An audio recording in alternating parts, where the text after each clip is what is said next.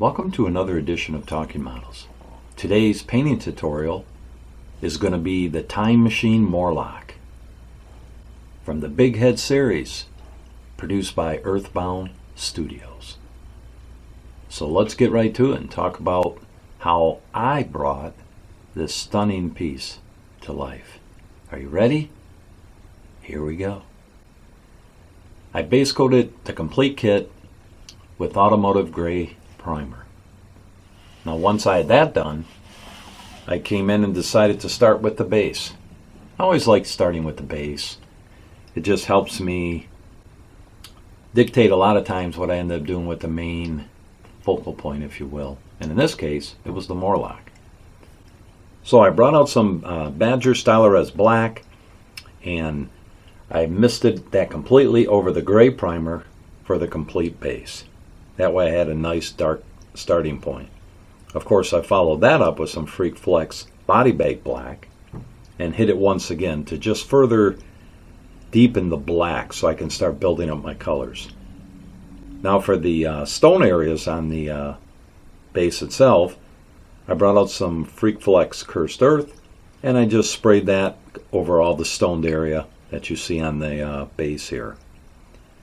Then it was time to bring out some Garage US Transparent Raw Umber just to simply start adding some darker shadows to the base color that I've started with the Cursed Earth.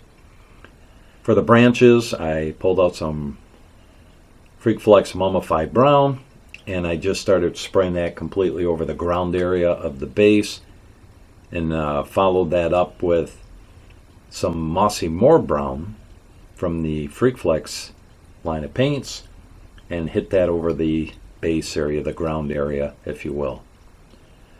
Now it was time to start building up the colors of the ground.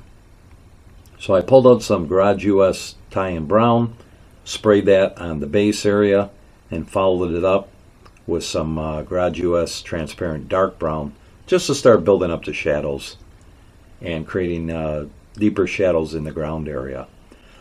Excuse me. So then I just came in, I misted the stone area with some Transparent Raw Umber, again just to start adding some different layers to the kit. So it was time now to move on to the bones and the rocks. So I pulled out some Garage US Bone White for the bones, no pun intended, and sprayed that over those areas. Garage US Dead Guy Gray, I'm sorry, that was Freak Flex Dead Guy Gray, and I used that for the rocks area. Now for the brush area, the grass area around the base, I brought out some Freak Flex Got Ill Green and sprayed the area with that. So at this point I had originally started with a different color scheme for the nameplate and I did not like that. That's why you see the different colors throughout these progress pictures. So I pulled out some Garage US Flat Black and I just sprayed that over so I could start that from scratch. And then I brought out some Freestyle Trance Burnt Sienna and Garage US Trance Raw Umber and sprayed that over the skulls just to try to get some browning decaying look for it. I then came back and highlighted the areas of the base and stones with Rotten Tooth Tan just to bring out from that dark to light. I came in then and dry brushed the bushes with Folk Art Bright Green and dry brushed the tree with Delta Cream Coat Dark Brown. So at this point, you know me, I like quiet, so I decided to quiet all the colors using some transparent black and transparent dark brown for the base and trees. And I came in with some trans medium green for the bushes. That way everything is kind of quieted down a little bit. It's not as stark, if you will. And then at that point I highlighted the stones once again with the Freak Flex Dead Guy Gray. Now for the sign, I base coated that with some Freak Flex Dried Blood Red for the back area, if you will. And for the Time Machine letters itself, I sprayed the upper portion with Freak Flex Asphyxia Blue and the lower section of the lettering with the Comart Trans Forest Green. Now for the border and the small figure in the nameplate, I simply used some Freakflex Arterial Blue and just hand painted that on. And now, onto the little Morlock figures. They were both base coated with Freakflex Arterial Blue, and then came back in and highlighted the blue with the Freakflex Asphyxia Blue. I then moved on and base coated the clothing with Freakflex Poisonous Plague Yellow, and then came back in and highlighted the clothing with Freakflex Rotten Tooth Tan, and the hair areas on the two Morlock figures with Freakflex Bleach Bone Tan. The rocks and base were then base coated with Delta Cream Coat Black, and I began shading the clothing with transparent dark brown and raw umber.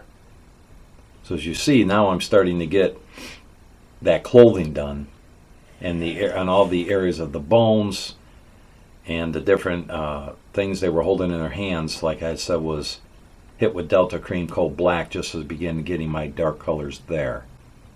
I came back in and highlighted the flesh areas of the two figures with the Asphyxia Blue, and hit the ground area with the Garage US Transparent Rich Brown.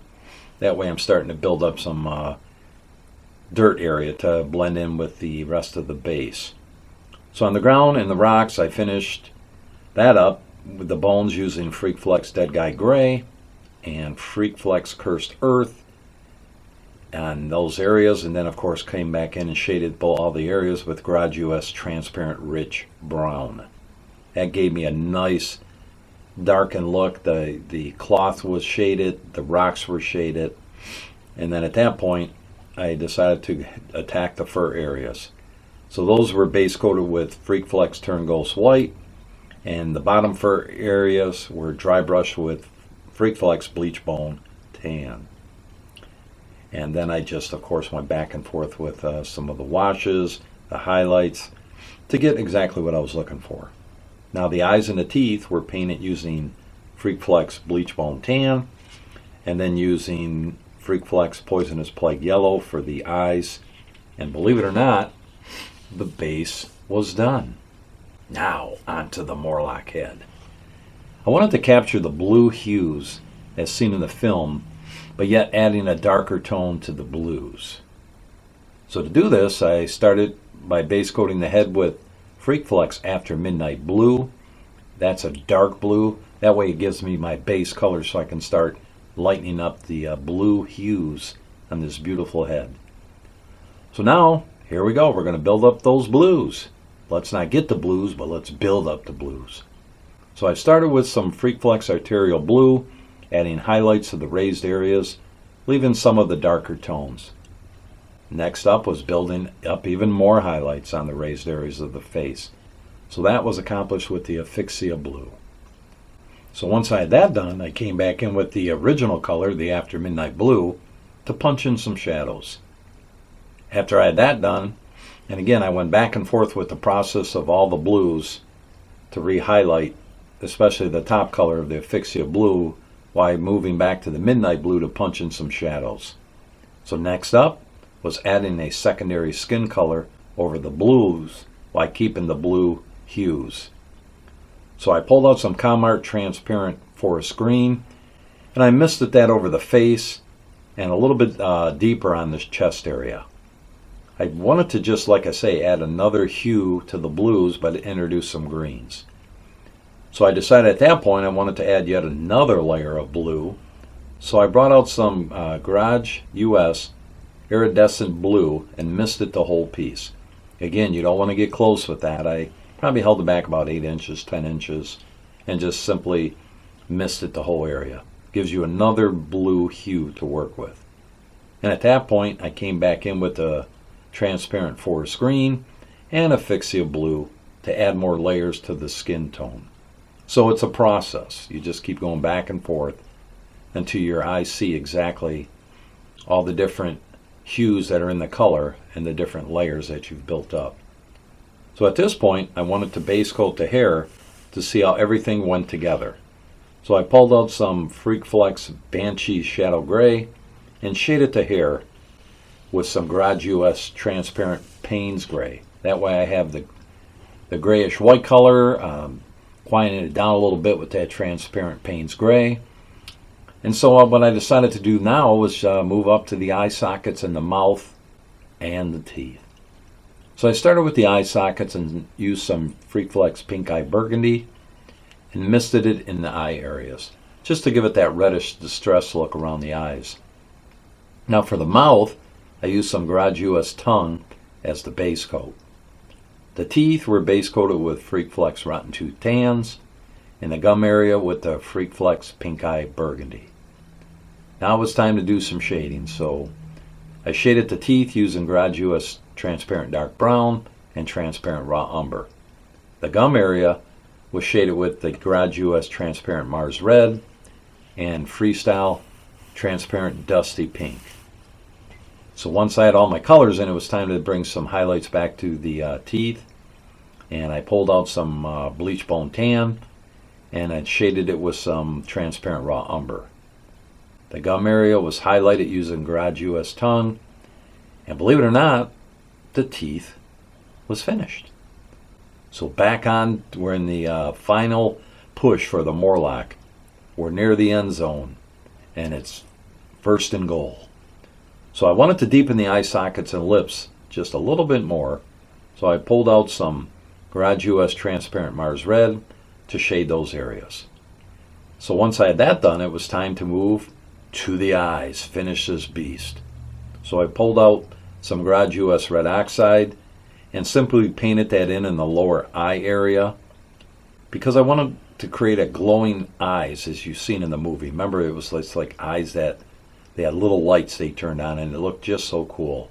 So I figured by putting that red oxide in the bottom, it would add more distress look, and then the crescendo will be the eye color itself.